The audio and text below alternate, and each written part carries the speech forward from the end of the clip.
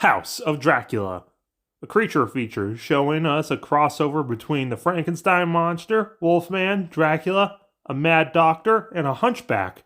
Yeah, that sounds familiar. Despite the fact that Of Frank Stone is not in the title, this is still technically considered part of the Frankenstein franchise. We open up on a dark and stormy night, and a rubber bat is flying around, stalking a girl, transforms into a cartoon bat, and it turns out to be Dracula, once again played by John Carradine, who is not dead from the last film for reasons. Dracula's trying to hit up the doctor, who's sleeping in his chair at 5 in the morning for reasons. Basically, Dracula wants a cure for his vampirism and a place to store his coffin. The door was locked. How did you get that in here? Good question. Since you doubt the supernatural, let us say that you were mistaken. The outer door was not locked. I was imagining John Carradine lifting a coffin in here. What even is Dracula's coat of arms? A big D for Dracula surrounded by 4 argent crowns, on top of which is a giant argent bat on a field of gold.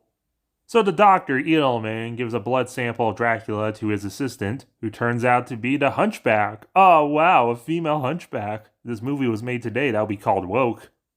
But don't worry, she's basically irrelevant. So glad they put her on the poster then. He has another assistant, Melissa, who is the girl that Dracula was looking at earlier.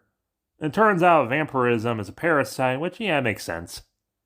Then Larry shows up with his new mustache, somehow not dead from the last film. He's now no longer seeking death and now just wants a cure for his lycanthropy. But then the nurse has to literally say, "Sorry, Wolfman, the doctor's with Dracula, come again later." Seriously. Can't interrupt the doctor now. He's giving a transfusion. How long will that take? An hour? Maybe longer. I can't wait. Was Edelman Dr. Acula? So Larry gets himself locked up just as Edelman arrives, and he doesn't believe in his werewolf nonsense. But hey, full moon!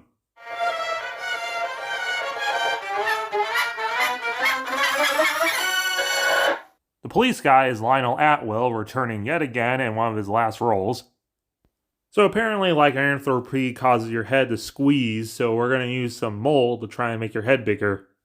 But the procedure is going to take too long, so Larry decides to run away and jump off a cliff. So now we gotta go wolf fishing.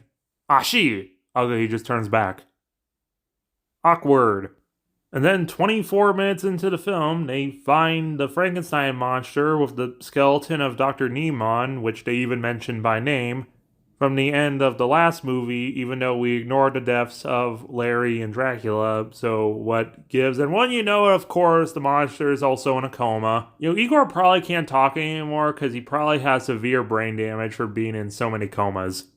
Meanwhile, I think Dracula was just faking it so he can get with Maliva. He does his thing, and Edelman tells him to knock that off or go into operation. And then, kind of like in the Dracula novel, they do a blood transfusion. But then Dracula casts a blurry video effect at the hunchback and says, "Reverse card, you can drink my blood, Doc." So we have to spring into action against Dracula.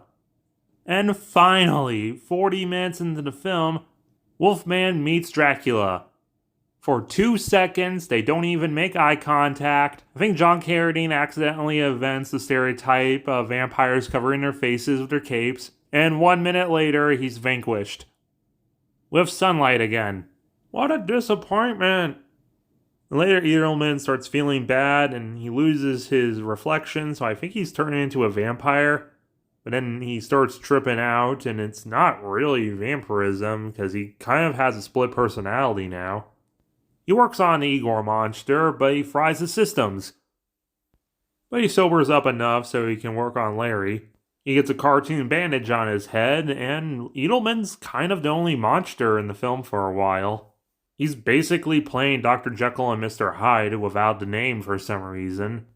But on the upside, he actually does a terrific job. He sneaks onto a coach ride, and this is honestly probably one of the most suspenseful scenes in a classic Universal horror film. See, you are afraid of me. You're driving faster and faster so that you can get into the village and tell the police. Why? Why should I want to tell the police anything? Because you're afraid I'm going to kill you. He does, and the villagers start chasing him, and it's actually really fun. Part of him on the roof and him running into the shadows is very much like Nosferatu with Knox/Renfield. In conversation with the police, and Larry goes out to see the moon, and he's cured. It might be a little corny and overly happy, but he's been through a lot. He's allowed to have a good ending once. Then an hour and 3 minutes into the film, which is an hour and 7 minutes long, the monster finally wakes up. Everyone else runs in. The monster bitch slaps Lionel Atwill. Edelman takes out Hunchback Lady, someone farts and blows up a computer. Larry shoots Edelman. Igor questions why the hell he's even in the movie. There's a brief rematch between him and Larry, and then we're watching the end of Ghost of Frankenstein. Like, straight up. Other than some new reaction shots by Larry and crew, it's literally just the end of even the part where the building collapses on the monster. Final body count? 5, including the monsters. This is also a disappointment. Just like the other Universal horrors, it looks and sounds amazing. And Edelman's actually pretty good as a Dr. Jekyll, Mr. Hyde character.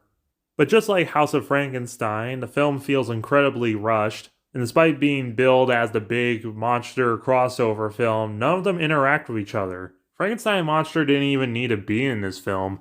We do get a little more John Carradine Dracula, and he does a pretty decent job. We always appreciate a Dracula that actually has his mustache like in the book, which is oddly super rare, despite being one of his only descriptions. Overall, this film's a big disappointment, and basically just rehashes House of Frankenstein. They're very similar, and I do like Edelman, but the rest of the film is kind of worse. I'm gonna say 4.5 out of 10. Even if you're a big Universal Monster fan, I don't recommend this one. Make sure to remember to like, share, comment, and if you're new here, subscribe.